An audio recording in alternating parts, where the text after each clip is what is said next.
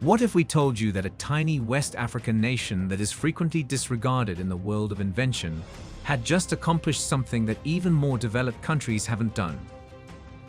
This nation produced its own electric car that rivaled models from the largest international companies while having no prior expertise in the automotive industry.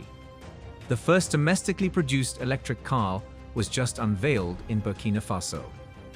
It's not simply another news story either. It's a declaration. A declaration that Africa is no longer happy to serve as a market for goods from Asia and the West. A declaration that independence is a reality that is being developed, rather than a pipe dream. A declaration that a few wealthy countries are no longer the only ones who can innovate. Those who dare to build, even when no one expects them to, deserve it. However, what was Burkina Faso's method? How did a nation without a well-established auto industry, significant assembly units, and without substantial financial support, produce something that places it on the map of electric vehicles worldwide? Is this a one-time event or the beginning of a revolution that has the potential to change Africa? What does this mean for the rest of the globe, above all else? For many years, electric vehicles have represented sustainable development, futuristic mobility, and technological progression. However, the same names always come up when people talk about who is driving the EV revolution. Tesla in the US, Volkswagen in Germany, and NIO and BYD in China. No one ever anticipates that Africa will be included. Africa is thought to be too industrially behind to produce its sophisticated electric cars. Burkina Faso, however, has just disproved that notion. Indeed, the first locally produced electric vehicle has been unveiled by Burkina Faso, a West African country that few would have thought could compete in the global auto industry. This car is not an imported one with a few tweaks. Engineers from Burkina Faso created it entirely domestically, adapting it to the unique requirements of African drivers and the conditions of African roads. This accomplishment goes much beyond simply creating a vehicle. The goal is to demonstrate that Africa is capable of being a leader in high-tech innovation, rather than only a market for goods from Asia and the West. It is about industrial change, economic independence, and a time when African countries won't need to rely on costly imports to advance. However, the most crucial query still stands. How was this accomplished by Burkina Faso?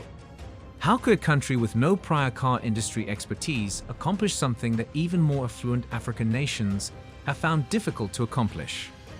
Would many countries in Africa follow Burkina Faso's example and begin manufacturing their cutting-edge technologies, marking the start of an industrial revolution in the continent? Although this electric car's tale is just beginning, one thing is already evident. It has altered people's perceptions of Africa's potential. Let's discuss how Burkina Faso succeeded. 5 years ago, automotive experts would have laughed if you asked them if Burkina Faso could produce its own electric vehicle. They just thought it was impossible. Not because they were hostile to Burkina Faso. The nation had no prior experience producing automobiles, no supply network for parts for electric vehicles, and no large assembly plants. However, despite having foreign-backed auto manufacturing sectors for many years, nations like South Africa and Morocco have yet to build an entirely domestically designed electric vehicle. What, therefore, made Burkina Faso successful where others have failed? Bold leadership, a creative local team, and a resolve to overcome economic reliance on foreign powers are the answers. Traore, a Burkina Faso startup specializing in sustainable transport, is the firm behind this innovative car. Traore took matters into its own hands instead of waiting for foreign investors to establish an industry in Burkina Faso. They designed the battery technology to be effective in the environment of West Africa, manufactured the vehicle locally, and whenever feasible, purchased materials from African vendors. This is important because the majority of EVs on the market are made for roads in China and the West. Add your voice to the total liberation of Africa by leaving a comment in the comments section below.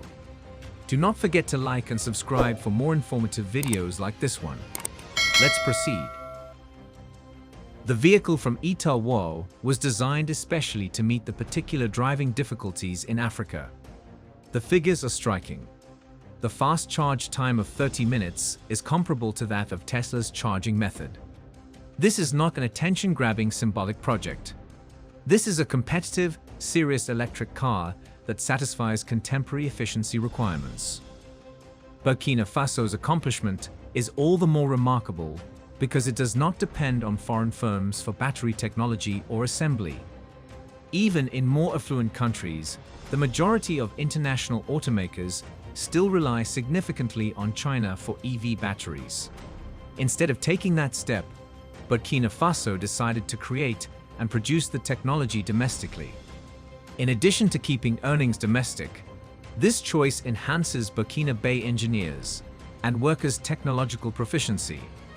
If this seems familiar, it's because China's ascent to market leadership in EVs followed a similar trajectory. Only a couple of decades ago, China did not play a significant role in the manufacturing of automobiles. It made extensive use of imports and outside knowledge. But China surpassed the West in EV manufacturing because to steady investments in domestic businesses, a strong government drive for independence, and a dedication to technological innovation. Global markets are currently dominated by Chinese electric vehicles. Would Burkina Faso be able to do the same? Could this electric vehicle serve as the catalyst for a whole automotive revolution in West Africa? Whether this is a one-time event or the start of a long-term plan will determine that. There have been isolated technological achievements in many African nations, such as a successful startup in one country or a promising invention in another. However, very few have been able to take these isolated successes and turn them into large-scale, long-term industries. Will the electric car from Burkina Faso be just another news story, or will it be the start of something much more significant? Burkina Faso, led by Captain Ibrahim Traore, has made it apparent that this is not a one-time occurrence. This electric vehicle is a component of a larger plan for economic independence and self-sufficiency. It's not a publicity gimmick. It is a deliberate move in the direction of creating a competitive, sustainable industry. The government has previously stated that it intends to increase production in order to keep future models affordable and prevent Burkina Faso from becoming reliant on costly imports. Plans are underway to establish a local supply chain for EV components. Mass production is being discussed, which would establish Burkina Faso as a leader in the African EV market, provide thousands of employment, and train local engineers. The economy of Burkina Faso might undergo a radical transformation as a result. Burkina Faso currently spends a lot of money buying cars from overseas, just like many other African countries. Instead of flowing to foreign automakers' coffers, those billions of dollars might be used to create infrastructure, healthcare, and schools if the nation switched to manufacturing its own cars. The achievements of Burkina Faso are also encouraging other African countries to dream greater. Developing their own EV industry has long been a topic of discussion in nations like South Africa, Nigeria, and Kenya, but many have been cautious because of the high prices and dependence on international supply chains. The innovation made by Burkina Faso demonstrates that it is feasible to start an electric vehicle industry from scratch, rather than waiting for Chinese or Western businesses to accomplish it first. Scaling up is, of course, the next challenge. This electric vehicle is currently a proof of concept, but in order to have a significant impact, it must be manufactured in large quantities, offered at a competitive price, and backed by a reliable charging network. This raises an even more significant query. Can Burkina Faso's domestically produced electric vehicle rival international behemoths like Tesla? People frequently react with suspicion when they learn that an electric car is being produced in Africa. What if a nation like Burkina Faso creates an electric vehicle that can compete with brands like Tesla, Volkswagen, while having no prior experience in the automotive industry? For years, These businesses have spent billions on research and development to improve the technology of electric vehicles. They have state-of-the-art manufacturing, global supply lines, and decades of brand loyalty. In contrast, Burkina Faso is a surprising competitor in the automotive sector. Here's the problem, though. It is not necessary to imitate Tesla in order to compete with it. The Traore electric car from Burkina Faso is not aiming to be a high-end automobile with the newest AI and self-driving capabilities. Instead, it is made with African consumers in mind and is intended to be useful, long-lasting, and reasonably priced. And that's precisely why it might be successful. The inability of electric vehicles to adapt to local road conditions has been one of the main problems in Africa. Western infrastructure, including excellent highways, plenty of charging stations, and sophisticated service networks, is incorporated into the majority of EVs. However, these comforts are still lacking in many regions of Africa, particularly in rural areas. Long commutes between cities make charging difficult, roads can be bumpy, and imported EVs are frequently too costly for the typical person. This is where the Traore automobile from Burkina Faso has a significant edge. It is designed to endure the most severe driving conditions in Africa. Rough terrain is intended to be handled by the suspension. The body is designed for longevity rather than opulent beauty, and the battery system is tailored for hotter regions. Traore's automobile is designed to succeed where others fail, whereas Tesla's cars might have trouble on dirt roads. The issue of affordability comes next. The cost of Tesla's cars is one of the factors keeping the majority of African buyers from purchasing one. Even the most affordable Tesla model costs more than many Africans would make in a few years. The quality of imported electric vehicles from China and Europe is not much better. Most people cannot afford them due to high shipping prices, import duties, and maintenance charges. However, cost is a priority in the development of the Traore automobile. Its local production eliminates the need for costly overseas supply chains, exorbitant import taxes, and reliance on foreign labor. The cost of this car might be substantially less than anything else on the market if mass production is successful. Naturally, producing a high-quality vehicle isn't enough to compete in the global EV market. Tesla's infrastructure for charging is one of its best features. In order to make it simple for customers to recharge their cars, the business has constructed thousands of superchargers worldwide. On the other hand, the majority of African nations still do not have a robust network of EV charging stations. Burkina Faso is no different. Even the best electric car won't be widely adopted if there aren't enough charging outlets. But there is also an opportunity presented by this obstacle.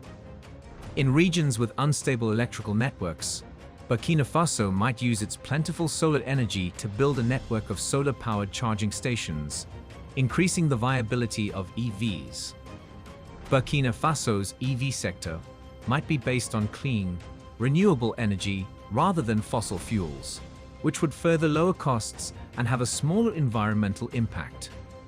Traore's automobile could become more than just a competitor in the African EV market if Burkina Faso can increase manufacturing, keep prices low, and create a charging infrastructure that works with Africa's particular energy environment. And Burkina Faso won't be the only country to gain if that occurs. It might lead to a revolution in electric vehicles throughout the continent. This leads us to the next important query. What does this signify for the entire African economy? Could this vehicle alter the continent's perspective on self-reliance, innovation, and manufacturing? There is more to Burkina Faso's foray into the electric vehicle sector than just automobile manufacturing. The goal is to question Africa's place in the world economy. African countries have been viewed more as markets than as producers for far too long. The region exports primarily raw materials and receives things worth billions of dollars annually. One of the largest contributors to the decline of African economies is automobiles. Almost all of the cars on African roads are imported, frequently used, from Asian or Western nations. These imports are costly and contribute little to the development of regional industries or employment. However, what if Africa changed the course? What if, rather than purchasing pre-owned cars from the West, African countries begin manufacturing their own automobiles? The locally produced electric vehicle from Burkina Faso is a potent representation of what is feasible. It demonstrates that Africa is capable of developing its industry, technologies, and economic destiny. There will be significant economic benefits if Burkina Faso is able to establish this electric car as a full-scale enterprise. The first is the creation of jobs. In many African countries today, unemployment is still a significant problem, especially for young people. Thousands of new employment would be created by a flourishing automobile sector, including those in battery manufacture, charging station building, maintenance services, and more. Then there's the trade balance problem.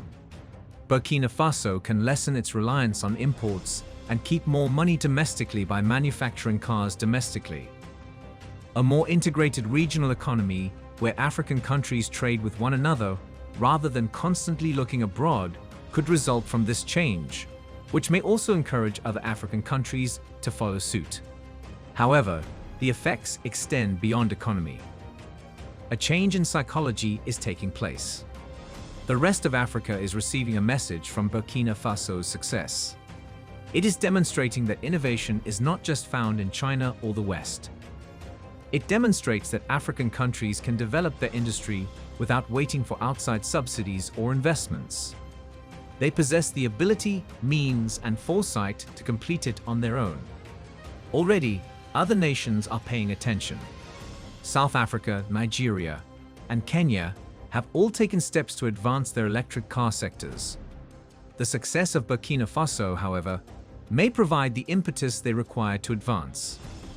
A continental trend toward high-tech manufacturing could interrupt the long-standing cycle of economic dependency if several African countries begin producing their own EVs. The environmental perspective is another. With rising temperatures and changing weather patterns endangering agriculture, water supply, and general stability, Africa is among the regions most at risk from climate change. Making the switch to electric cars will lessen pollution, reduce reliance on oil, and encourage the use of cleaner energy sources. It might represent a significant advancement in dealing with these issues. What about the globe at large? The success of Burkina Faso is making international automakers reconsider their preconceptions of Africa. Western and Asian automakers have long viewed Africa as a place to dump unwanted automobiles. However, now that African countries are entering the EV market, these businesses would have to contend with locally produced automobiles, which would completely alter the market's dynamics. One of the most significant economic revolutions in contemporary history will occur if Burkina Faso's electric vehicle can ignite an industry throughout Africa. The world will no longer be able to overlook Africa's promise in high-tech sectors as a result. Future African generations will grow up understanding that their continent is a leader in global innovation rather than only a follower. Furthermore, when a nation accomplishes something revolutionary, the effects can go well beyond the original triumph. The locally produced electric vehicle from Burkina Faso is more than just a technological advance. It is a declaration of independence, a guide for creativity, and perhaps most significantly a force for change in other sectors of the economy. There is another, less evident question. Even though the majority of the conversation has been on how this can encourage more African countries to construct their own EVs. What other sectors might this transform? The development of domestic battery technology is among the most obvious consequences. High-performance batteries are essential for electric vehicles, and Africa currently has some of the highest concentrations of lithium, cobalt, and other essential minerals for EV manufacturing. However, the majority of African nations export raw materials to China, Europe, and the US rather than exploiting and refining these resources domestically, only to repurchase the final goods at a significantly higher cost. However, Burkina Faso's choice to create its own EV technology may promote a move toward African countries handling battery production and mineral processing. Burkina Faso may become the battery hub of West Africa if it makes investments in this area, which would keep more money on the continent and lessen reliance on international supply chains. Beyond batteries, Africa's energy sector may change as a result of the push for electric vehicles. Infrastructure for EV charging is one of the main issues, and this is a significant problem in areas with shoddy or unstable electrical systems. However, Burkina Faso's achievements offer a special chance. What if the continent used solar energy to power its electric vehicle revolution?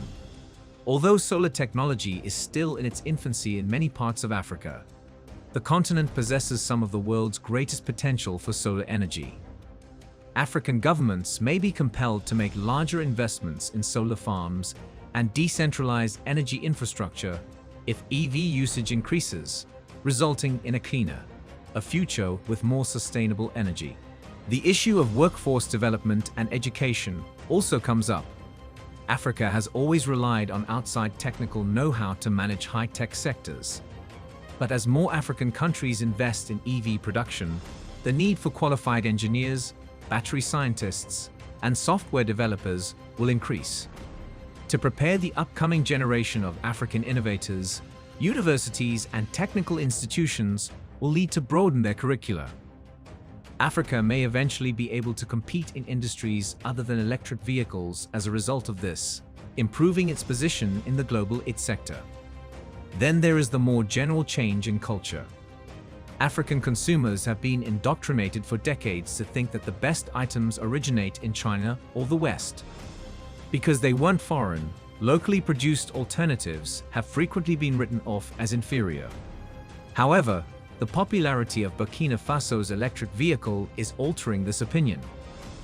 If a domestic business is able to manufacture a competitive EV, what more can African business people create? From high-tech agricultural solutions to locally produced consumer goods, this might spur a wave of innovation in other sectors. Fundamentally, Burkina Faso's electric vehicle is about more than just transportation. It's about self-assurance, aspiration, and the understanding that Africa doesn't need to wait for global innovation. It has the potential to lead. And even if there will be difficulties along the way, one thing is for sure. This is just the start of a much more significant change. Do you believe that Africa's EV business will flourish? Which other areas do you think Traore will advance? Tell us what you think in the comments section below. We explore the rich history, culture, and the ongoing struggle for sovereignty in Africa. Join us in this important conversation by subscribing to our channel. By subscribing, you're not just staying informed, you're becoming part of a movement dedicated to reclaiming Africa's rightful place on the global stage. Hit that subscribe button and turn on notifications so you never miss an episode. Let's work together to spread knowledge and inspire change. Thanks for watching.